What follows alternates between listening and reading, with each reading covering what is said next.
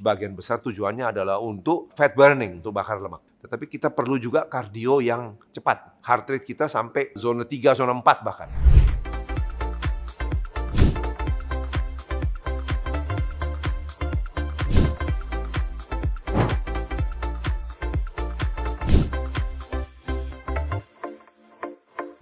Jumpa lagi teman-teman sekalian, seperti biasa Kilo Gym di Jakarta. Topik hari ini adalah saya mau sedikit membahas tentang kardio, latihan kardio atau aerobic exercise. Ya, seperti diketahui, saya selalu menekankan weight training. Ya, seperti anjuran dari American Heart Association bahwa latihan yang baik itu tidak memandang umur ya. Itu perlu aerobik, perlu weight training.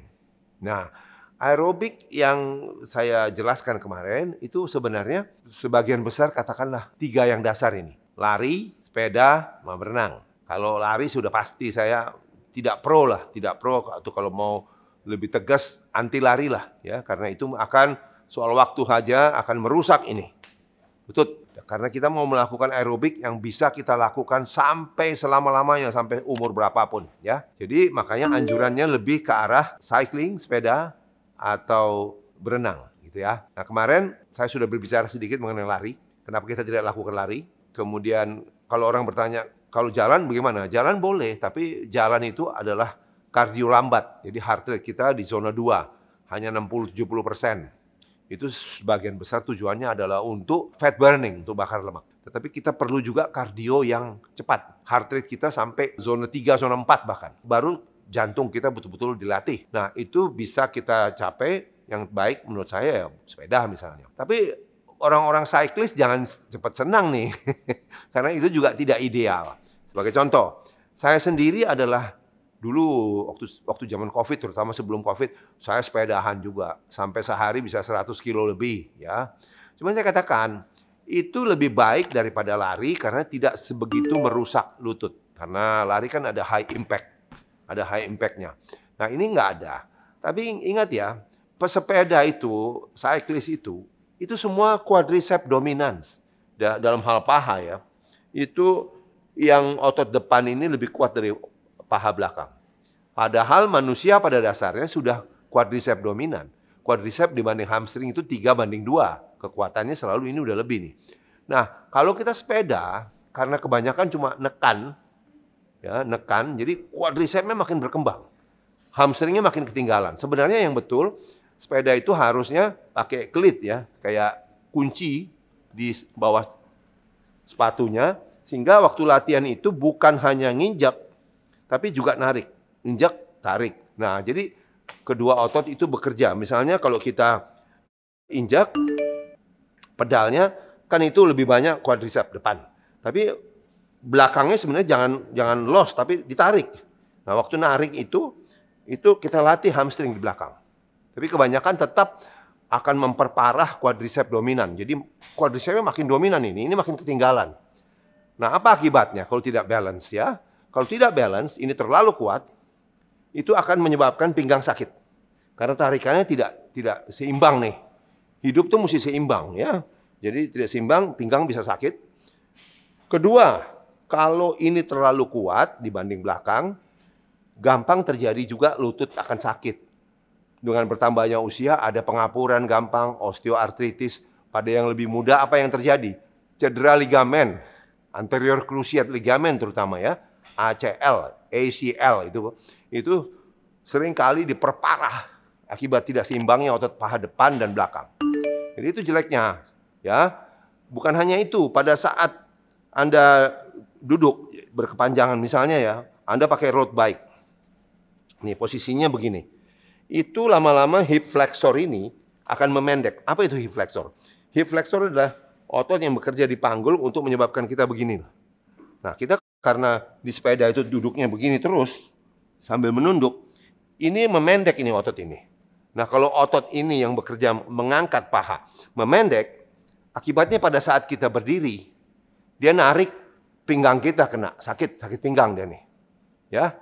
Jadi caranya kalau mau mengurangi pendeknya hip flexor, waktu sepeda itu kita ya nggak usah road bike, tapi contohnya ini. Jadi tidak di road bike tapi di sepeda begini tapi duduknya tegak. Lebih tegak sehingga ini tidak terlalu memendek dibanding road bike yang begini posisinya. Jadi itu. Tapi ada kelemahannya kalau kita berdiri begini tegak. Tentu ini tahanannya lebih besar ya. Padahal kalau kita road bike kita mau cepat. Kalau mau cepat kan mesti nunduk. Nah, waktu nunduk ini posisi ini juga tidak baik buat pinggang dan buat leher. Karena ingat, buat tulang leher kita itu kepala ini mesti di atas gini. Begitu turun ke depan sedikit, ini semua beban kepala dipikul oleh tulang leher kita. Itu kalau berkepanjangan lama-lama itu yang menyebabkan salah satu penyebab dari terjadinya pengapuran di tulang leher dan pengapuran di pinggang. Jadi itu tidak baiknya sepeda. Jadi kalau dalam hal itu, kalau mau dipikir aerobik yang paling aman apa? Berenang. Karena berenang itu tidak ada tekanan khusus pada bagian tubuh manapun.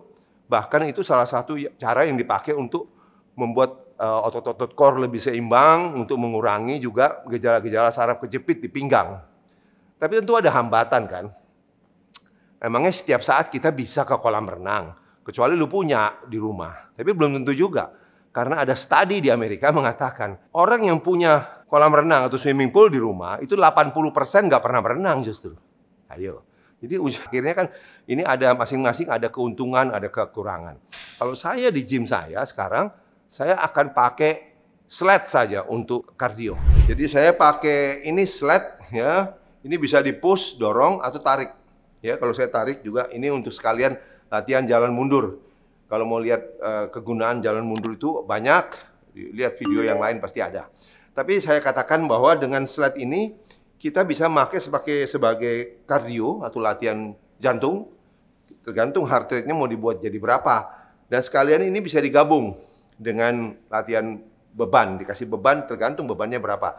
Karena sekarang banyak kan tren latihan kardio sama-sama sambil lompat, sambil latihan lunges dan sebagainya. Artinya itu kombinasi. Jadi bukan kardio pure tapi sudah ada unsur latihan strength trainingnya. Gitu. Ini pun termasuk. Jadi ini yang saya lakukan kalau nggak ada kolam renang, nggak ada sepeda. Tadi saya sudah jelaskan tidak baiknya sepeda, mesti di jalanan belum kena ketabrak dan sebagainya. Tapi kalau ini aman bisa di gym, ya. Ini contohnya kita jalan mundur. Tergantung kecepatannya. Kalau kita buat cepat, pasti heart rate kita naik ini. Ini latihan kardio yang sangat bermanfaat justru, ya. Dan sekali lagi, ini ada unsur latihan bebannya karena kita bisa kasih beban tergantung kebutuhan tentunya. Demikian, saya balik ke sana supaya kita bisa kembali. Oke. Jadi kita bisa lakukan ini mundur contohnya, tapi ini juga bisa maju ya.